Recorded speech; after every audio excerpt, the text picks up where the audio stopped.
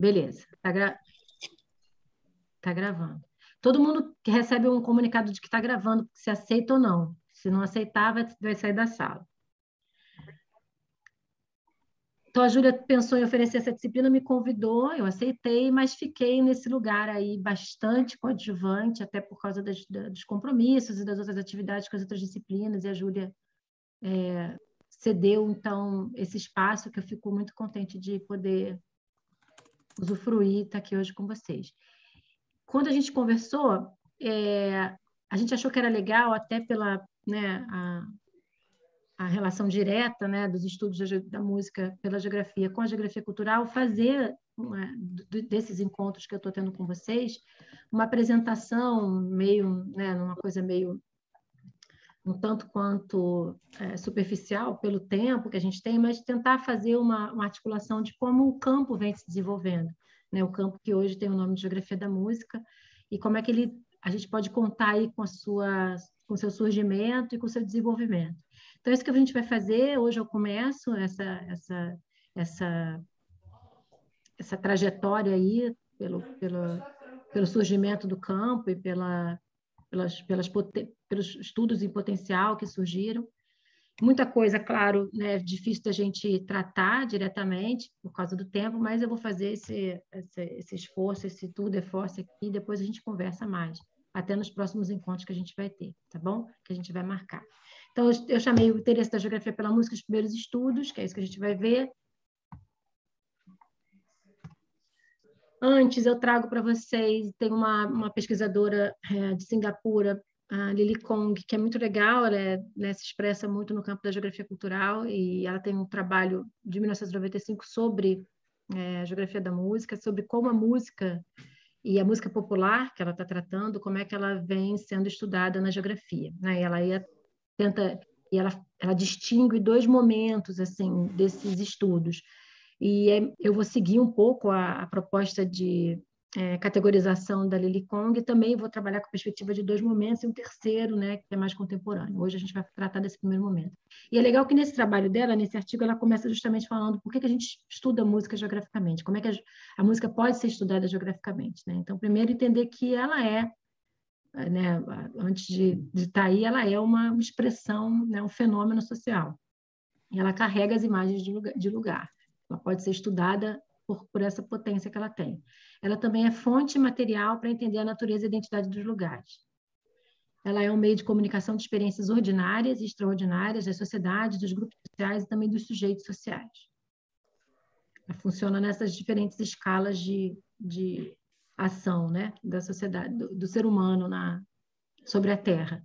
A música é um meio para transmitir as experiências sociais, mas ela é também, acima de tudo, um resultado das experiências espaciais. Então, ao mesmo tempo que ela transmite as experiências, ela resulta das experiências. Por isso que ela produz e reproduz os sistemas sociais, e ela vai se expressar também no espaço de uma forma muito concreta, né?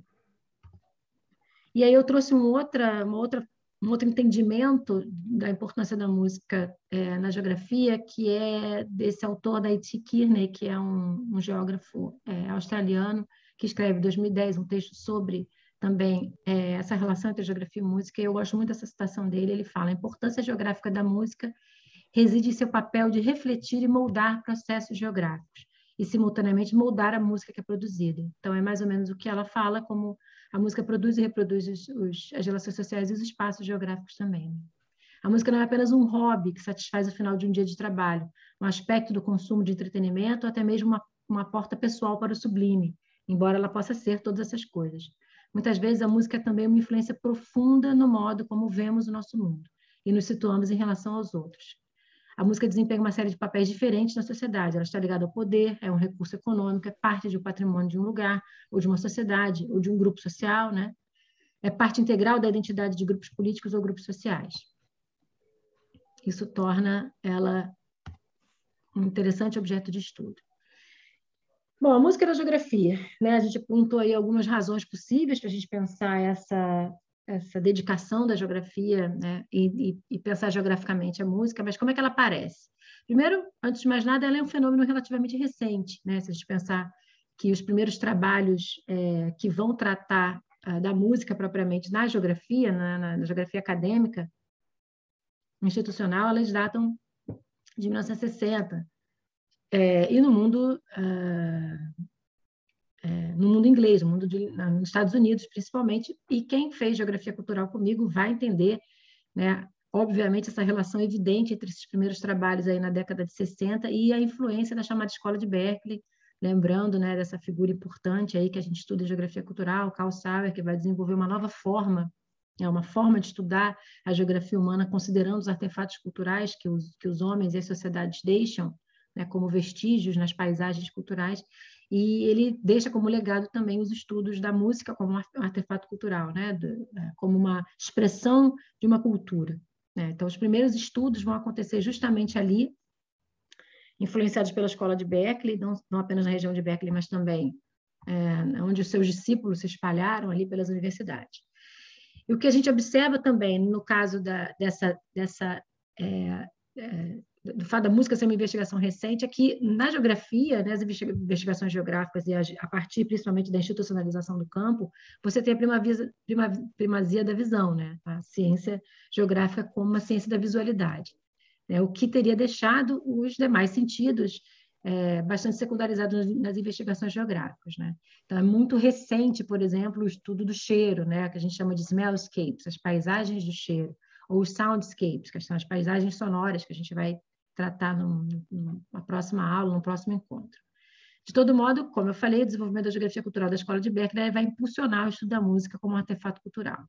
Esses estudos iniciais, esses primeiros estudos, essas primeiras expressões da música dentro da geografia acadêmica, a maior parte dos trabalhos dá ênfase à música popular, né? A Lily Kong fala no início do texto dela lá sobre popular music, que ela está trabalhando com essa categoria, ela fala como que quando houve e se encontrou, eram estudos voltados para a música direcionada à elite, uma relação muito direta com as elites e os grupos dominantes e a música por eles produzida. E a música popular, bem mais recente, né? O interesse em estudá-los.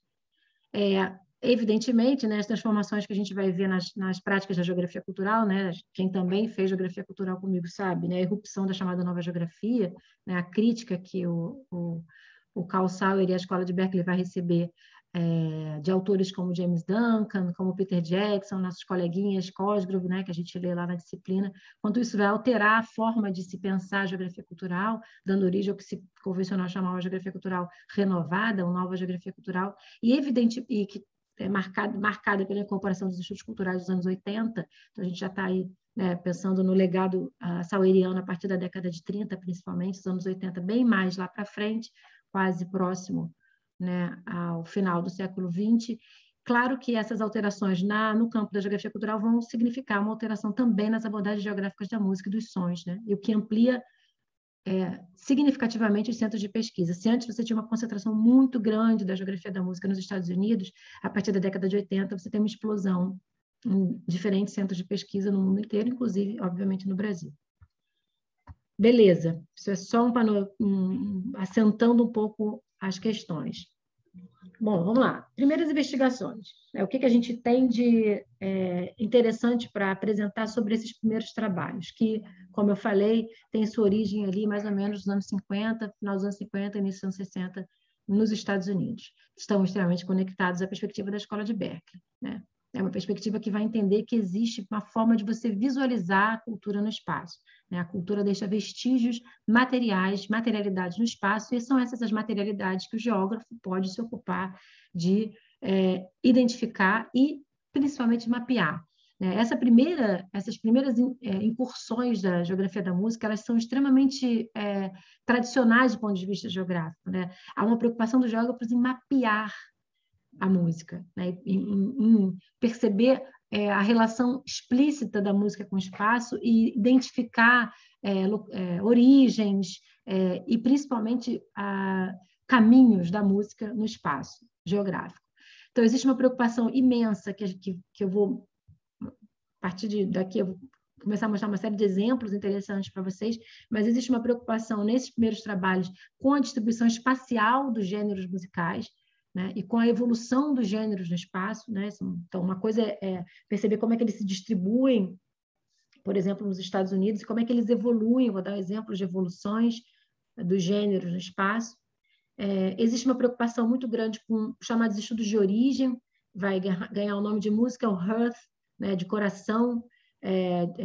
São esses lugares onde só poderia ter nascido ali aquele gênero musical, então tem uma preocupação muito grande de identificar essas origens e também identificar os padrões de difusão. E aí os fenômenos pesquisados não são apenas a música, né, propriamente, mas como é que ela vai se expressar nas materialidades, como os gêneros musicais, os músicos, né? Tem uma série de estudos sobre performance, como é que os músicos se espalham pelo continente norte-americano e vão levando, né, suas formas, suas práticas e alterando assim significativamente os gêneros e também ampliando esse mapa de distribuição do gênero musical.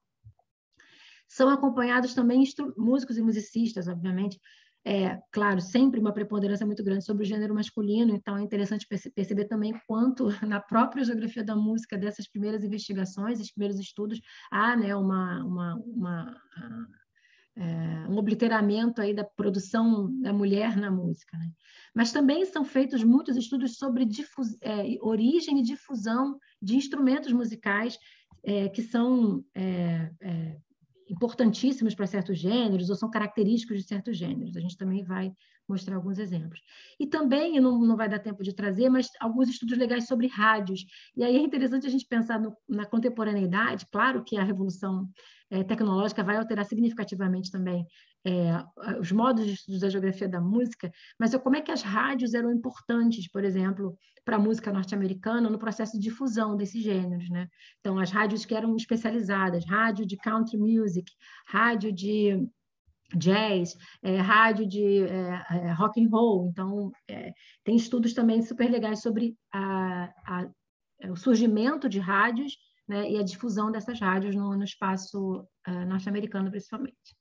Outra característica dessas investigações, outros estudos também que a gente vai encontrar nesse período, né, nessa grande, gigantesca e heterogênea fase que a Lily Kong traz como primeira fase, primeira produção, são os estudos de delimitação de áreas musicais, tanto global quanto regional, né? Então, tem alguns estudos bastante ambiciosos, eu ia mostrar para vocês, mas os mapas são difícil de visualizar porque eles trabalham com uma simbologia para falar sobre tons e tonalidades musicais que são encontradas no mundo. Mas existiram e foram desenvolvidos estudos de escala global sobre delimitação de áreas musicais, né? Mas também, principalmente na escala regional. Também vou dar alguns exemplos aqui.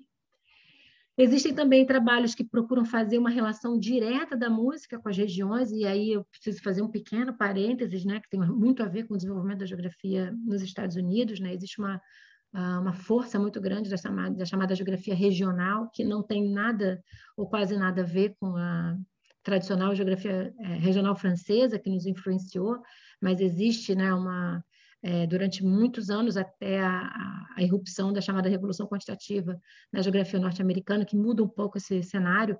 A geografia regional era a principal geografia humana praticada nos Estados Unidos, que tratava de entender todas as características que formavam e caracterizavam uma região, né, tentando e convencendo e persuadindo, né, a comunidade de que certas regiões têm características únicas e que, entre outras coisas, a música é única nessas regiões. Então, tem uma relação da música com o aspecto regional e com a geografia regional que também vai ser observada nesses primeiros trabalhos. E, por fim, uma outra tendência, né, outro tipo de estudo que a gente vai encontrar são os estudos das letras. Então, como é que a música pode aparecer também, não só na sua versão, né, da sonoridade, né, mas também no que ela traz em termos de poesia e forma de contar, né, as experiências espaciais das pessoas e dos grupos. Então, evidentemente, essas letras escolhidas, eu vou dar um exemplo também, elas são letras que fazem uma relação muito direta com a vivência do músico, do grupo ao qual ele pertence com o lugar. Então, beleza, agora a gente vai fazer tour de exemplos, tá? Apresentando aí um pouco de forma cronológica. Um pouquinho antes de acabar, eu vou falar das limitações dessas primeiras investigações, como é que elas foram sendo paulatinamente criticadas e apresentando algumas lacunas que vão ser, ou vão tentar ser respondidas pelas propostas de investigações subsequentes, mais influenciadas aí por uma geografia cultural renovada e pouco... e mais sofisticada teoricamente, né? O que a gente observa desse grande universo de primeiras investigações que são trabalhos muito empíricos, muito pouco preocupados numa discussão de natureza teórica, até mesmo metodológica, como eram feitas as pesquisas e como eram feitos os levantamentos, ou até mesmo o mapeamento. É tudo muito empírico, é tudo muito... como se a empiria trouxesse todas as verdades em si, né? A gente não precisasse discutir todo o processo de construção daquela pesquisa. E aí eu começo com esse artigo é considerado por muitos pesquisadores como o primeiro dentro do campo da geografia que vai trazer a discussão da música, né? E aí, com esse autor, George Pullen Jackson, um norte-americano, que vai publicar esse artigo em 1952, alguns fatores na difusão de canções, né, folclóricas religiosas americanas. Nunca norte-americanos, vocês vão ver que eles estão sempre usando, né, americanos e não norte-americanos, mas eles estão se referindo à América do Norte. E aí eu trago rapidamente esse mapa com os estados, né, ele vai até pelo menos o meio-oeste, porque centro-oeste, né, nos Estados Unidos, ele não chega aqui na região oeste, mas ele vai pegando toda essa região da Nova Inglaterra e vai criando essas escalas de ação, né, ou essas áreas, perdão, de ação das chamadas folk songs, que ele está chamando de white spirituals. Né? Como é que você vai encontrá-las? O artigo é imenso, obviamente não é o caso a gente tratar dele todo aqui, mas essa noção da delimitação de áreas musicais, né? Áreas de ação dessas músicas, no caso, dessas canções folclóricas religiosas. E aí, quando a gente pega o trabalho do Sauer, né? Um trabalho que começa na década de 20, mas, né, dada a vida longeva dele, ele vai até quase a década de 80 produzindo, tem essa preocupação com a chamada área cultural, né? Delimitação num território de uma área. E aí é muito interessante você perceber como é que essa linha passa aqui, e aí cruza esses estados no meio, né? Como é que foi feita essa pesquisa? Só para botar uma questão aí um pouco já com vocês, assim, como é que se delimita uma área dessa forma? Aqui eu trouxe, quem quiser depois dar uma pesquisada, eu sempre gosto de também dar uma pesquisada, a música que ele está tratando é essa Will Arise, que é uma música religiosa e tal. Depois até procurei para ver se eu consegui escutar a música, não consegui encontrar ainda. Fiquei com pena que eu não manjo dos Paranauê para botar umas músicas tocando, assim, porque tem várias que dá para você pegar as músicas, né? O Pedro está falando aí eu no não chat vejo. que ele vai... Tudo bem, por isso que eu estou te falando. Que ele vai tirar para a gente e tocar. Boa, Pedro, boa, manda ver. Buenas. Um exemplo, então, primeiro. Um segundo exemplo, esse a gente não... O mapa está muito ruim, não quis trazer, mas, enfim... de 1971, do Larry Ford, esse já um pouco mais avançado, um pouco assim na pesquisa, que são os fatores geográficos na origem, evolução e difusão da música rock and roll. Então, isso é bem característico. As três palavras-chave desses, né, os três temas-chave dessas pesquisas estão aí, né? Origem, evolução e difusão. E aí eu trouxe o resumo, traduzi o resumo para a gente ler juntos. O artigo busca ilustrar alguns importantes conceitos no campo da geografia cultural. Então, ele se apresenta nesse campo da geografia cultural através do estudo de um fenômeno muito popular, a música rock and roll. Serão discutidos os papéis desempenhados pelo sul rural negro e branco e por várias cidades americanas que funcionaram como cultural hearths, né? Eu não traduzi porque eu acho que é uma noção importante, né? Noção de núcleo cultural, de coração cultural, né? E centros de contato cultural que funcionaram como centros de contato cultural, além de discutirmos os efeitos da massificação midiática nos gostos e estilos musicais americanos. O rock and roll é visto a partir de um ponto de vista difusionista, né, os estudos de difusão cultural, né, o Sauer é um grande exemplo desses estudos, no qual, ao longo do caminho de sua evolução, vários lugares jogaram um importante papel como caminhos para que certos estilos musicais americanos gradualmente se espalhassem a partir. Essa é a tese de origem, né? Existe a origem no sul negro e branco, né? Nos Estados Unidos do Sul, para os estúdios de gravação de Nova York. Então, ele traça, os mapas, como eu falei, são lamentavelmente horríveis, por isso que eu não trouxe, é difícil de ler e tal, mas ele fica fazendo essas setas, né, que saem do sul dos Estados Unidos e tal, e vão para a Nova Inglaterra, região da Nova Inglaterra. Percebam, né? Tem uma preocupação do autor com uma essência do rock and roll que está lá no casebre sulista e que, de alguma forma, vai se perdendo no processo de massificação. Isso é algo que vai ser bastante criticado por uma perspectiva da nova geografia cultural e dos novos estudos de música. Aí eu vou me deter bastante nesse exemplo. George Carney é o cara, tá, da geografia da música dessa fase. Depois ele tem um livro super importante que foi publicado no final. Eu vou mostrar ele no final. Ele é um grande estudioso de country music. Ele foi professor durante anos e anos da Universidade. Ele é de Oklahoma, né? Então aquele estadinho ali em cima do Texas, bem da região texana, né? Então ele foi professor da Universidade de Oklahoma durante muitos anos. Descobri, assim, recentemente, preparando essa aula, que ele foi expulso da Universidade de Oklahoma, acusado de vários plágios, entre eles trabalhos que ele copiou de geografia da música, e ele foi um pouco banido, um pouco não, ele foi bastante banido do mundo acadêmico, mas foi muito importante, né, durante a década de 80, principalmente, e produziu muitíssimo. Né? Foi o grande nome da geografia. E esse texto dele, né, uma perspectiva... olha o título, né? Country Music in the South. Então, o Sul e a música country, né? Essa relação direta entre a região e a música, né? E o gênero musical. Uma perspectiva da geografia cultural. E aí ele fala no resumo, os geógrafos culturais falharam em examinar um dos mais significativos itens culturais singulares, né? Essa ideia do unique, né? Ele usa a palavra unique para o sul da América, que é a música country. Então, a música country seria um item cultural único da região do sul dos Estados Unidos. O exame de sua história, folclore e literatura sociológica fornece dados sobre área de origem, olha aí as palavras-chave de novo, e rotas de difusão, de vocais, instrumentos característicos do primórdio da música country. A mistura de culturas musicais no sul, né, também essa perspectiva, né, da música como uma origem de culturas, de misturas de cultura, levou à origem e evolução de 7 subestilos de música country durante o século XX. Aí o artigo é muito legal, ele vai falando sobre esses 7 subestilos. O tradicional, singing cowboy, western swing, honky-tonk, bluegrass, country pop e country rock.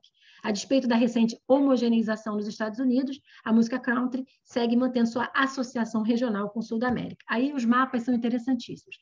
Primeiro, ele tenta trazer de onde vem essa ideia da balada. Né? A ballads, ele está entendendo ballads como as músicas vocalizadas, que a letra é importante, que traz uma história, a história de um homem que perdeu uma mulher, que é essa pegada que vai chegar no sul através de uma primeira difusão vindo da região da Nova Inglaterra, do meio Atlântico, do Lower South, até chegar na região do Texas, né? O Oklahoma está aqui está Texas.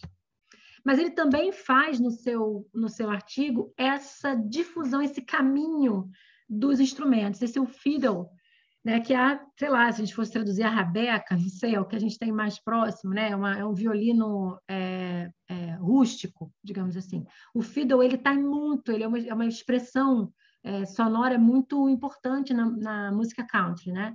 E, claro, na tradicional música country. Então, o fiddle, ele também tem origem na Nova Inglaterra, né? Tudo está muito relacionado com a chegada dos ingleses, a ocupação das 13 colônias, tudo muito carregado, né, da própria história do desenvolvimento, né, do território norte-americano e até a chegada dele. Eu adoro isso. As rotas são geralmente sugestivas, muito mais do que precisas. A desculpa dele para fazer qualquer coisa ali no mapa.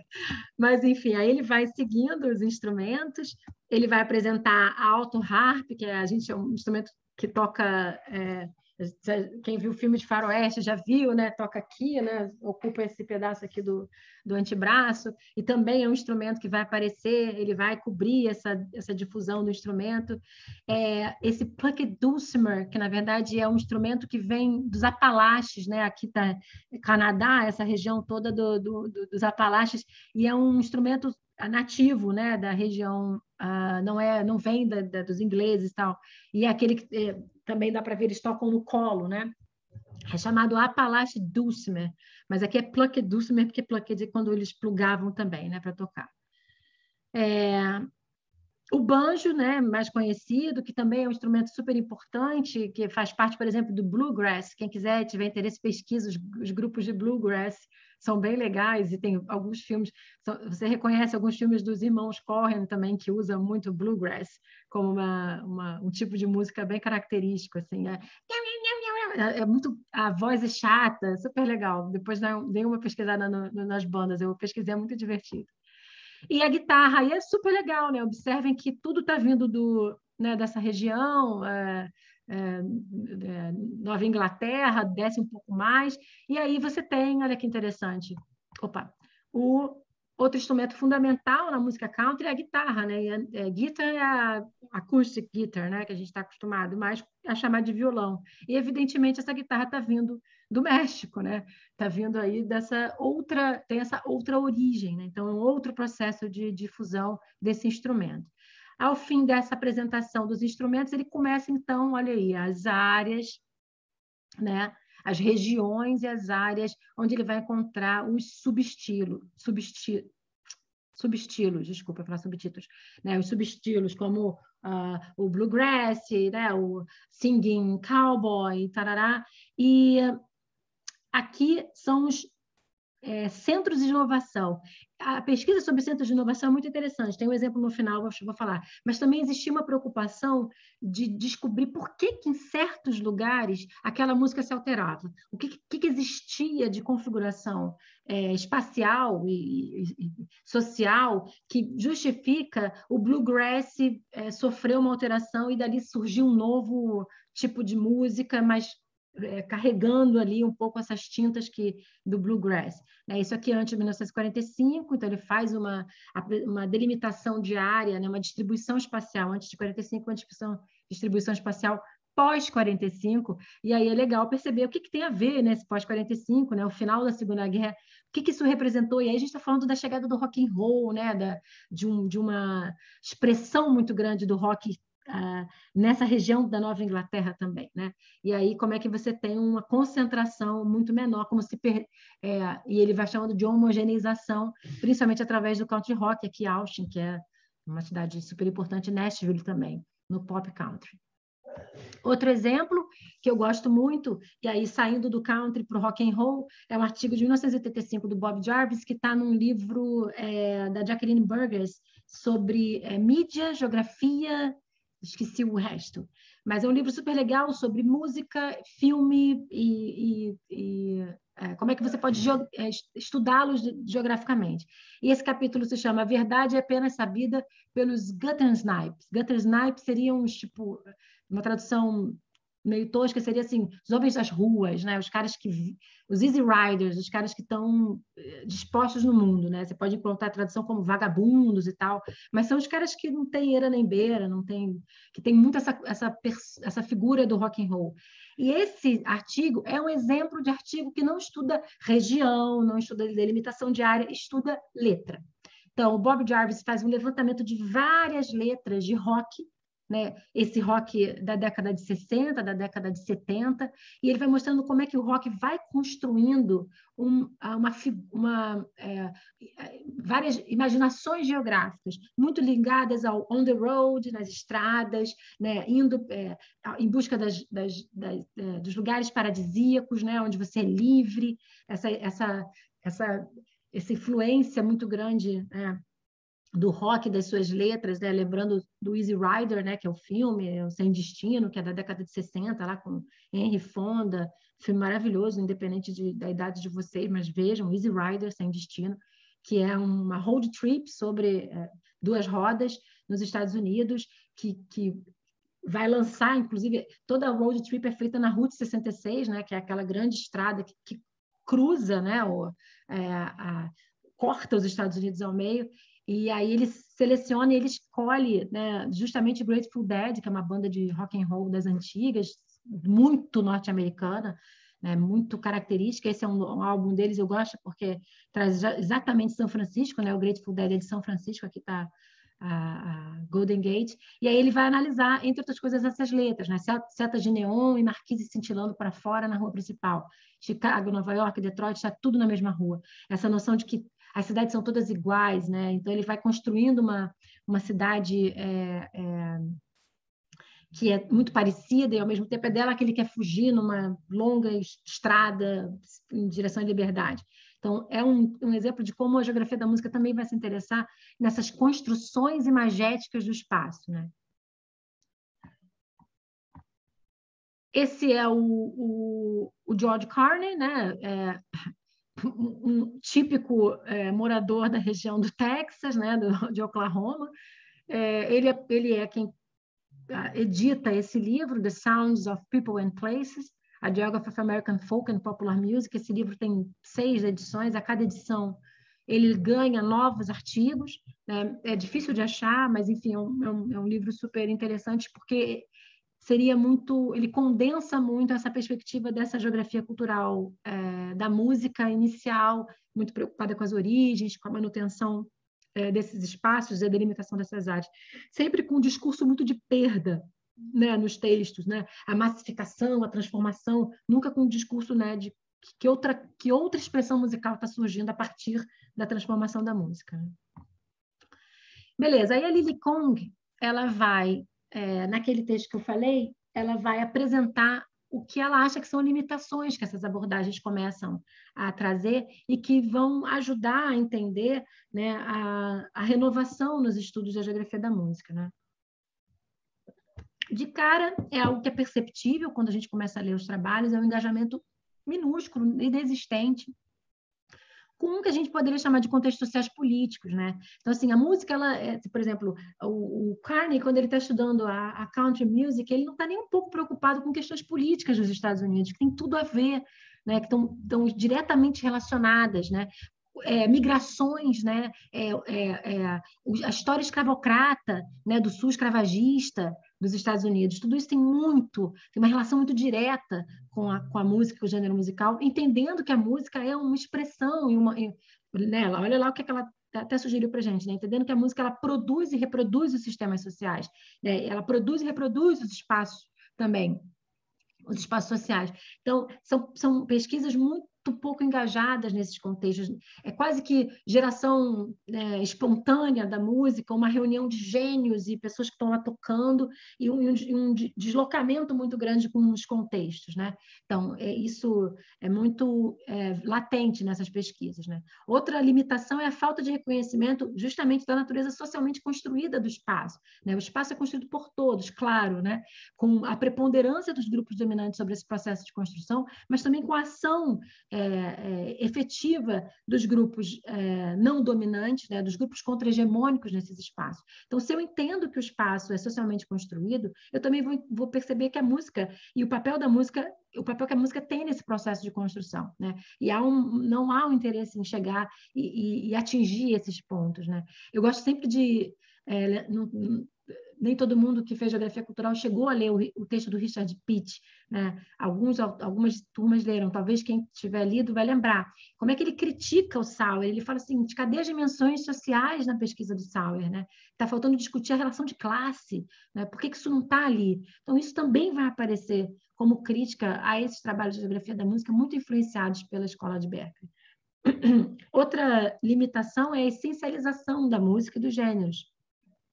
Então, você define que a country music é o banjo, o fiddle, a guitarra, a música tem é tocado numa escala tal, não sei o quê, e define a essência, ou seja, características sem as quais você não pode dizer que é country music, e fica perseguindo essa essência, né? E dá pouco reconhecimento que a música é um produto de consumo, né? Ela existe para ser consumida, né? E esse processo, esse consumo vai se dar tanto através, né, da sua mercadorização, como também através do seu consumo em casa, né, nas situações ou nos shows. Então, ela é consumida pelas pessoas, e esse processo torna ela muito atravessada e submetida pelas transformações nessa rota de consumo. Então, e eu mencionei isso antes, tem sempre não sei, um tom assim muito melancólico sobre o country rock, por exemplo, né? O que é o country hoje? Tem sempre a retórica da perda de essência, né? E essa retórica da perda de essência é uma limitação para entender as riquezas que são da qual se compõem os gêneros musicais, né? Que são constantemente refeitos e reconstruídos, né? E às vezes, se a gente buscar o que é essência, a gente não encontra mais esse gênero, né? Ele existiu, sei lá, no livro de algum etnomusicologista, não existe mais, né?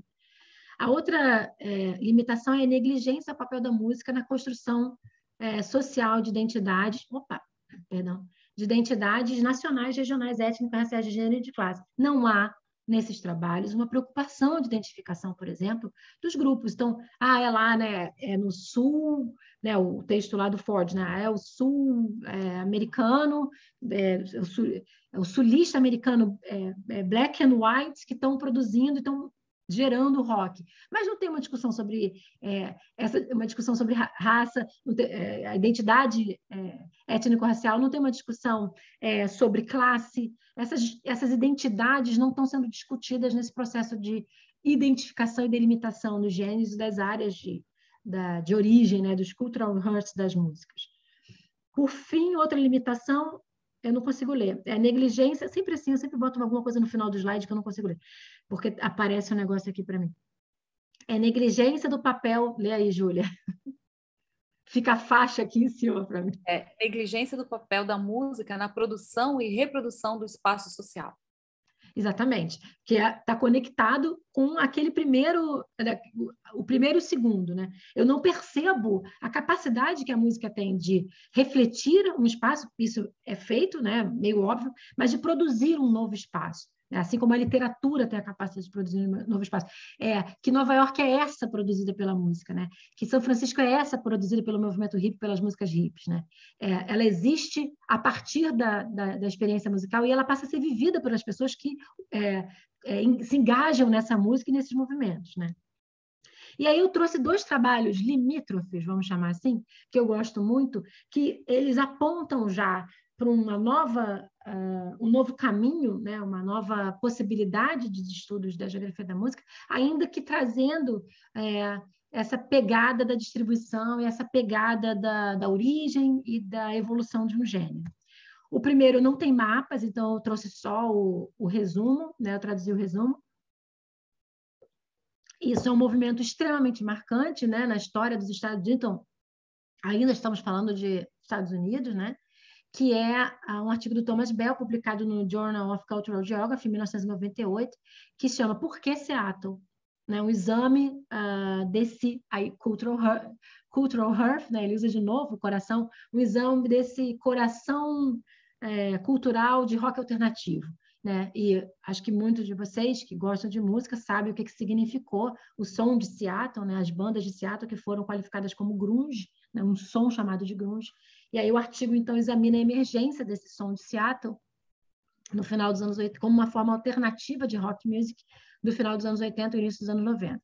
Algumas vezes chamados de grunge, o som de Seattle reflete a cultura jovem de sua região. Então, reflete, né? Observem, né? Tem sempre essa ideia de que não produz, né? Reproduz ou reflete a cultura jovem de sua região. A música nunca, ela é uma produtora de cultura, ela é como se ela fosse sempre uma refletora de cultura. A música das extraordinariamente criativas bandas de Seattle, e aí, claro, né, gente, Nirvana, sei lá, Pearl Jam, tem tantas, né? Lá do Nirvana, talvez uma das mais conhecidas. As bandas já variam do folk rock ao heavy metal. 3 elementos em comum na música parecem emergir. Aí as essências, né? Por que é um trabalho limítrofe, né? Porque ao mesmo tempo que ele tem uma questão com a identidade cultural de um grupo social, que é a juventude de Seattle, percebam que tem essa preocupação com uma coisa que seria características e tal. Mas, enfim, o que elas têm em comum? É barulhenta, é honesta e tem sido frequentemente difícil para as bandas que tocam tua música serem reconhecidas localmente, né? Essas bandas existem em Seattle há mais tempo do que quando elas se tornaram famosas no mundo. Elas ganharam muito mais notoriedade fora dos Estados, fora de Seattle do que dentro de Seattle. Elas estavam numa cena muito marginal de Seattle, né? Os meios de comunicação postularam argumentos explicitamente deterministas para explicar o fenômeno de Seattle, indo do isolamento geográfico da região, né? Seattle é no norte, no noroeste lá dos Estados Unidos, lugar frio para dedéu, super desconhecido, né? de história industrial e brincam que é uma das cidades mais feias, né, dos Estados Unidos. E também o padrão climático, né, é extremamente frio e inóspito. E usavam isso para explicar por que surge essa música tão rude, digamos assim. Seattle cresceu por conta da Aí ele vai explicar por que ele acha que aconteceu Seattle, justaposição do talento criativo, agentes de gravadores, etc. À medida que a música de Seattle se tornou mainstream, né, essa coisa do muito ainda tem essa preocupação, não é mais a mesma, né, ela perdeu sua essência, ela perde também muito de sua energia criativa. O grunge se metamorfoseou em uma peça publicitária da Madison Avenue. A Madison Avenue é aquela principal zona de Nova York, né? Onde fica a Times Square, que vende tudo, né? Vende toda a cultura ali norte-americana. Filmes como Singles, é um filme que passou aqui com o nome de Vida de Solteiro, repercutiram a cena Seattle até que ela se tornou uma paródia de si mesma. E aí é sobre isso que fala o texto, não tem mapas, mas tem essa... Ao mesmo tempo que já traz alguma coisa de interessante para pensar o surgimento e a emergência desse tipo de estilo musical, ainda está pegado em umas preocupações dessa geografia da música mais tradicional, digamos assim. E aí também um artigo muito interessante, publicado em 98 pelo Roger Stump, também na Journal of Cultural Geography, mas que foi inserido na quinta edição daquele livro desse aqui livro do Carney, quer dizer, o Carney ele fica fagocitando, né, os trabalhos novos, que eu adoro. Eu lembro que eu li na época acho que do mestrado, isso veio parar na minha mão. Nossa, eu fiquei tão encantada, né? Eu sempre gostei muito, um dos gêneros musicais que eu mais gosto, que é o jazz, e conhecer um pouco essa história espacial do jazz, né? Então, é legal, ele trabalha com 3 escalas, muito interessante, ele vai falar lugar e inovação na música popular, né? A revolução bebop no jazz. O bebop é o jazz mais livre, né? É o jazz mais negro e mais livre, que vai se afastando das big bands, né? Daquele jazz dos anos 20 que a gente vê nos filmes, está todo mundo dançando, né? Das grandes bandas, as bandas com brancos, em que os negros tocavam, mas eram de brancos, e que tocavam nos grandes salões, né? Na década de 20, antes da grande crise, né? da Bolsa de Valores. E aí ele vai mostrando como é que esse jazz vai sofrendo inovações e ele vai trabalhar com a noção de cultural hearth com a região do Harlem, né? Para onde os músicos... Harlem é uma região na cidade de Nova York, observem aqui, né, essa parte sul desse distrito, o Midtown era onde os caras tocavam, onde as grandes bandas tocavam, né, de rock, e eles moravam depois do Central Park, né? O Central Park fica bem no centro da cidade, essa parte é a parte mais de Upper Street, a parte mais Upper Side, mais rica da cidade, e eles voltavam para as suas casas, né, no Harlem, e tocavam em bares com pouquíssima gente, né? Em bares onde eles mesmos se escutavam. E aí são nesses bares em que vai surgir esse novo jazz, um jazz sem tempo, né? De acabar, um jazz com muitas improvisações, e aí músicos que tocavam nas grandes bandas, como Miles Davis, John Coltrane,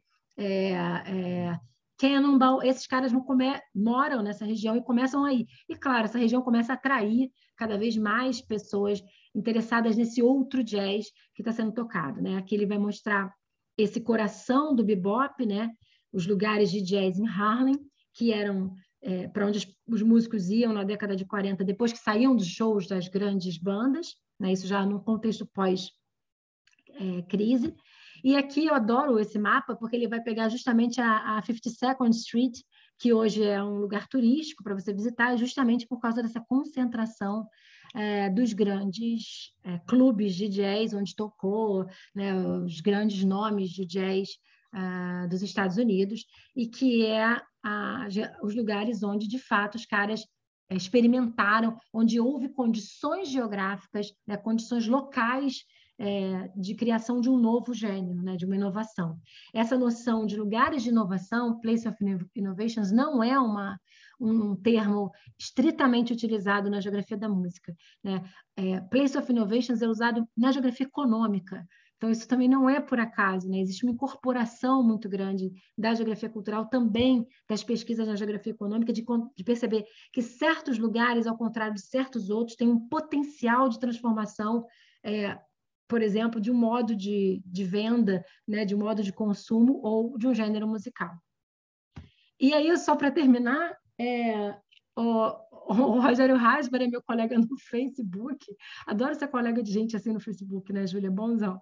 E aí ele colocou ontem esse mapa, eu morri de rir, não faço a menor ideia de onde ele surgiu, não tem fonte, mas eu trouxe para vocês como é que a gente também pode fazer pesquisas, né? Tem que esse, no caso, é a distribuição de interesse em música sertaneja, uma análise de 10 anos, é uma boa pesquisa, depois eu vou tentar descobrir mais sobre ela, quem fez e tal, como é que ela surge. E aqui a gente percebe a concentração dessa região do Centro-Oeste, né, sabidamente a região, uma certa forma, a região de origem, uma região de difusão e de consagração da música sertaneja, né? E aí tem muito mais a ver com... E é legal você pensar numa perspectiva no Brasil, né, que não a gente não está falando do sertanejo, né, mas a gente não está falando do que seria um coração cultural sertanejo, né? A gente está falando justamente do agronegócio, né? É essa música que movimenta os tratores que tiram toneladas e toneladas e toneladas de soja das terras brasileiras do Centro-Oeste, né? Não só do Centro-Oeste, cada vez mais da região da Amazônia, obviamente. E só para não...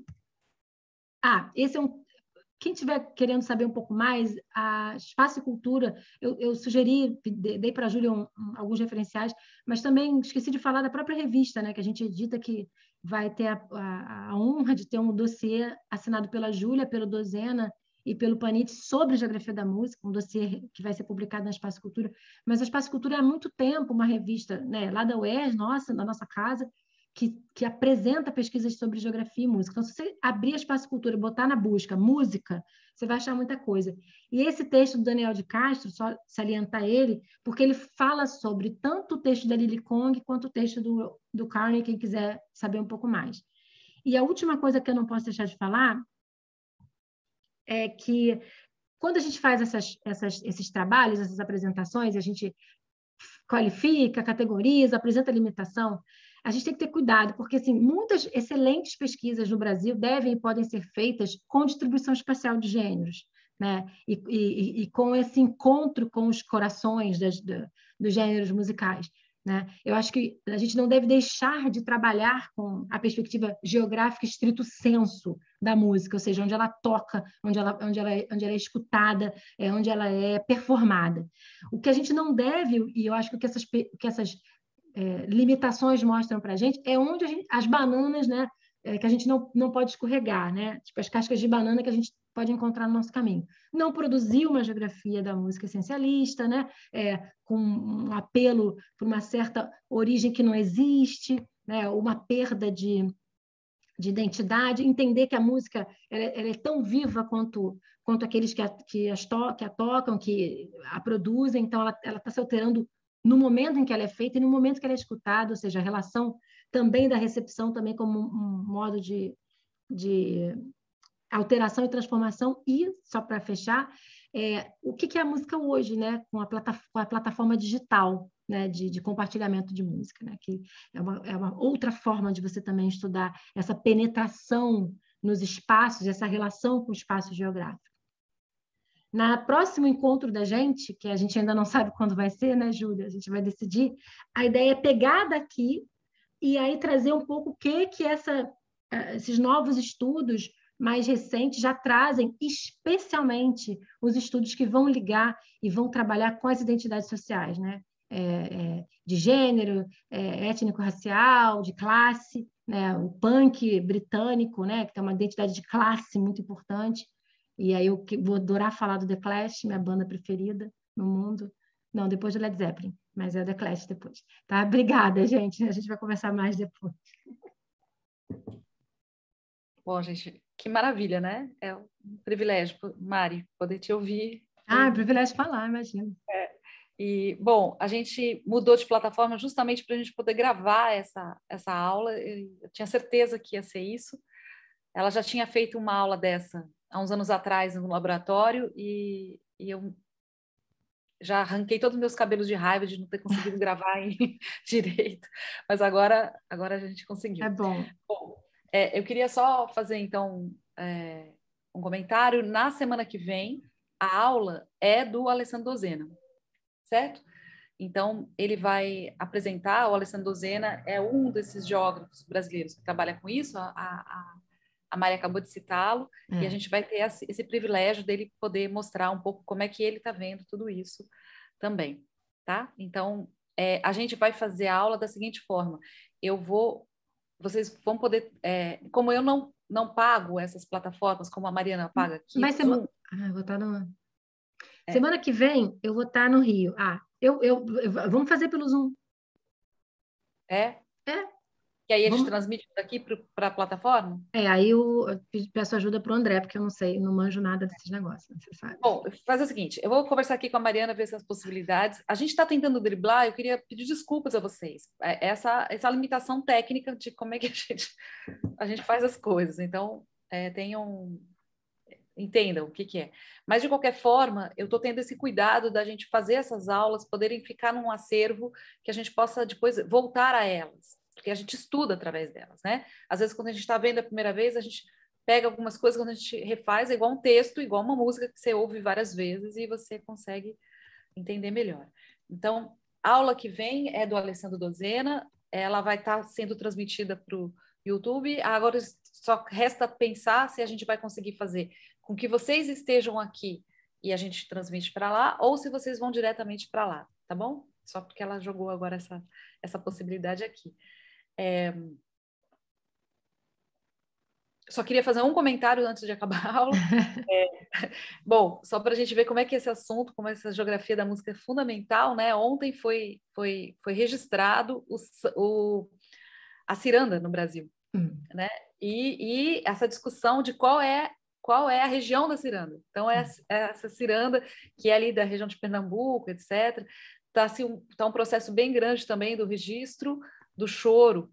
E aí uma disputa grande do que quem pleiteou foi o choro de Brasília, e aí o choro do Rio, etc., né? Então, discussão, a capoeira tem alguma região de capoeira, ou a capoeira de todo mundo, a congada também teve a mesma discussão, o grupo que registrou, não é o grupo majoritário quantitativamente, historicamente, então, todas essas questões aí, desse finalzinho da Mariana colocando dessa... É o que torna mais apaixonante, eu acho, também.